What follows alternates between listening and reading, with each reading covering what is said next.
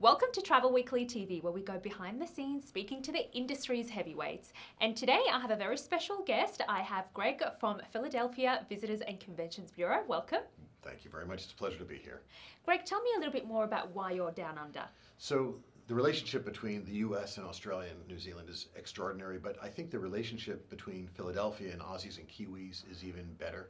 There's so much in common between the sports fanaticism that we share, our love of food and cuisine and history and arts and culture. And I think that free thinkers from Australia and New Zealand have a lot to learn and understand and appreciate by coming to visit a city like Philadelphia.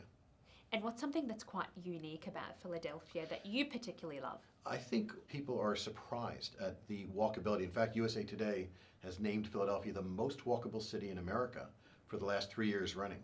If you were to walk straight across the entirety of our downtown to our east end, which is bordered by the Delaware River, it's our Old City Historic District, that straight line walk is less than 60 minutes.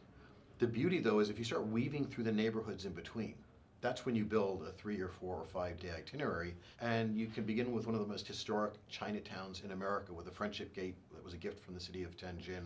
You can weave through Rittenhouse Square, which is the old Blue Bloods were there, but now it's just a beautiful residential neighborhood. But then you can weave through one of the most historic neighborhoods in the United States, and it's named as such, it's on our map, it is a designation that we're proud of. And we know Aussies and Kiwis love to go biking and hiking and be in the great outdoors. So you can literally start in Center City, Philadelphia, and you can go biking or hiking for as much as 20 miles and go out to Valley Forge Historic State Park. It's where George Washington had one of his famous encampments, but it's a beautiful natural park. And why is it that you are wanting to encourage the Australian traveller to come to Philadelphia? I think it's a few things. I think number one, there's truly a kinship. There is a sports fanaticism, and we have a common player. So we've got a guy called Jordan Mailata, who is an offensive tackle for the Philadelphia Eagles. And so the excitement and the connection, I think the personal connection for Aussies to actually see an Australian player that plays for the Eagles and going all the way to the Super Bowl is pretty extraordinary.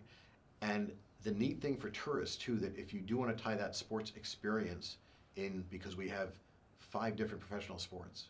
You have our baseball stadium, our football stadium, our arena that houses both our National Hockey League and National Basketball Association. You know, for FIFA to award Philadelphia 6 World Cup matches, all these things one after another kind of expand the opportunities for tourists and for itineraries to be built. If you had one piece of advice for the Australian travel trade, what would it be? So my hack for the week, my itinerary hack for the week is the following. We're only a 90-minute ride on rail from Philadelphia City Center to Newark Penn Station. We know New York is going to be a part of any itinerary, that's pretty much a given. But if you spend a full day doing events and excursions in New York, and for that last overnight when you might be otherwise transitioning the next morning to Philadelphia, transition the night before. The East Coast in particular, you are collaborating and all coming down under. Yes. What's the connection there? So the beauty of, as you're referencing our East Coast USA, which is a great partnership that we share with our friends and partners in Boston and Washington, D.C.